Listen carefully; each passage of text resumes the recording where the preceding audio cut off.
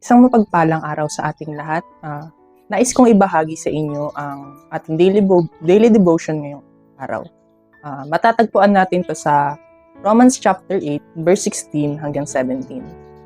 Nasasabi rito na, ang Espiritu nga ang nagpapatotoo kasama ng ating Espiritu na tayo'y mga anak ng Diyos. At yamang mga anak, tayo'y mga tagapagmana ng Diyos at kasamang tagapagmana ni Kristo. Sapagkat kung tayo'y nakikipagtiis sa Kanya, tayo'y dadakilain ding kasama Niya.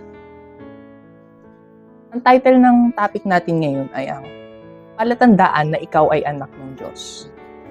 Unang-una, ano nga ba ang palatandaan na ang tao ay anak ng Diyos? Ang palatandaan na ang tao ay anak ng Diyos ay siya ay may Espiritu. Kalawa, paano natin malalaman na ang tao ay may Espiritu Santo?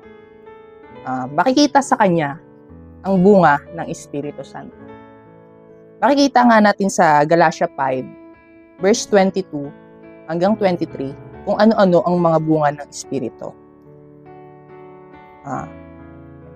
Sabi nga dito, subalit ang bunga ng Espiritu ay pag-ibig, kagalakan, kapayapaan, katiyagaan, kabaitan, kabutihan, katapatan, kahinahunan, at pagpipigil sa sarili.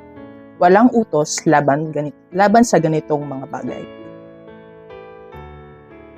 Dito naman sa verse 17, ano ang pangako ng Diyos sa kanyang tunay na mga anak? Unang-una, siya ay tagapagmana. Ano nga bang mamanahin natin sa Diyos?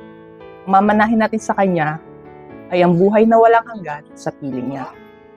Ang ikalawa naman ay magiging dakila tayo sa Kanyang harapan. Sa ating pagtatapos, para mapanatili natin ang pagiging anak ng Diyos, ang bunga ng Espiritu Santo, at mga pangakong nakalaan sa atin sa langit, at ang ating kadakilaan, kailangan nating maipasa ang pagtitiis na ating haharapin sa buhay na ito.